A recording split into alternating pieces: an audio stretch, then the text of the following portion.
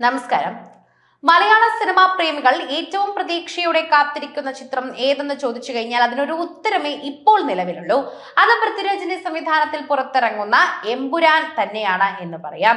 മോഹൻലാൽ ചിത്രമായ ലൂസിഫറിന്റെ രണ്ടാം ഭാഗമായി ഇറങ്ങുന്ന എമ്പുരാൻ ആ ലൂസിഫറിന്റെ ഹിറ്റ് തന്നെ ധാരാളമാണ് പ്രേക്ഷകർക്ക് ആവേശമുണ്ടാക്കാൻ.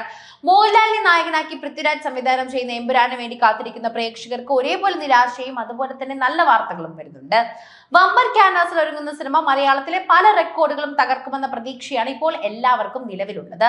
താരങ്ങൾക്ക് പോലും ഇതാണ് അവരുടെ മനസ്സിലുള്ളത് പറഞ്ഞേ മതിയാകൂ.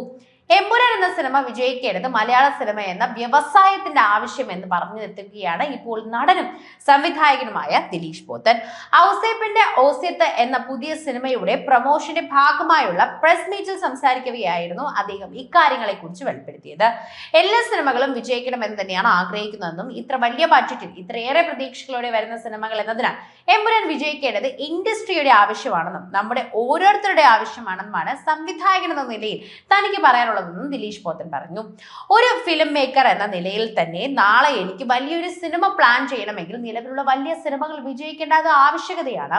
തീർച്ചയായും ആ സിനിമ വിജയിക്കുമെന്നും ഞാൻ പ്രതീക്ഷിക്കുന്നുവെന്നും ഇത് ദിലീഷ് പോത്തൻ പറഞ്ഞ വാക്കുകളിൽ പറയുന്നുണ്ട്. അതേസമയം എമ്പുരാന്റെ ഒരു എക്സ്ക്ലൂസീവ് ഷോ ന്യൂയോർക്ക് ടൈംസ് സ്ക്വയറിൽ പ്രദർശിപ്പിക്കുകയും ഒരുങ്ങുകയായി നിർമ്മാതാക്കൾ പറഞ്ഞിട്ടുണ്ടായിരുന്നു. ആശീർവാദ് ഹോളിവുഡ് സോഷ്യൽ മീഡിയ പ്ലാറ്റ്ഫോമുകളിലൂടെ ഇക്കാര്യം അറിയിച്ചിട്ടുണ്ടായിരുന്നു. ചിത്രത്തിൽ ഒരു പ്രധാന കഥാപാത്രത്തെ അവതരിപ്പിച്ചിരിക്കുന്നത് ജിജു ജോൺ ആണ്. മാർച്ച് 16 ന്യൂയോർക്ക് ടൈംസ് സ്ക്വയർ എമ്പുരാനിൽ എക്സിക്യൂട്ടീവ് കോൺട്രാക്ട് പ്രതിഷേധിപ്പിക്കും. എമ്പുരാൻ റിലീസിനോട് സംബന്ധിച്ച് യുഎസിൽ ഒരു ഫാൻസ് മീറ്റും ആപ്പും നടത്തുമെന്നും പറയുന്നുണ്ട്.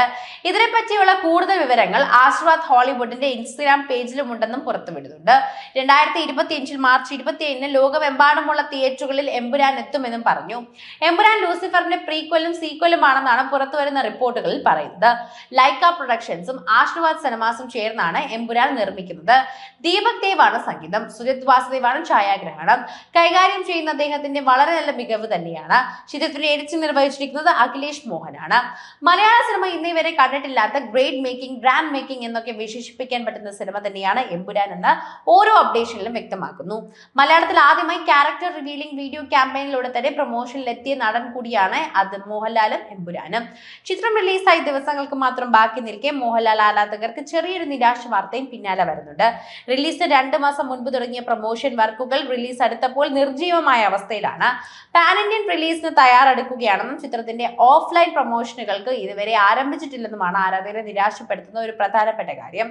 ഇതാണ് ആദ്യത്തെ കാര്യം. എന്നാൽ അതിനിടയിൽ തന്നെ സ്ഥിരീകരിക്കാത്ത ചില റൂമറുകളും ആരാധകരെ കൺഫ്യൂഷൻ ആക്കുന്നുണ്ട്. ചിത്രത്തിന്റെ OTT റെസ്റ്റ് ഓഫ് ഇന്ത്യ ഫ്ലൈറ്റുകൾ തന്നെ ഇപ്പോൾ എല്ലാവർക്കും വിറ്റുപോയിട്ടില്ല എന്നും ഒക്കെ തന്നെയും എക്സ് പേജിൽ റിപ്പോർട്ട് ചെയ്യുന്നുണ്ട്.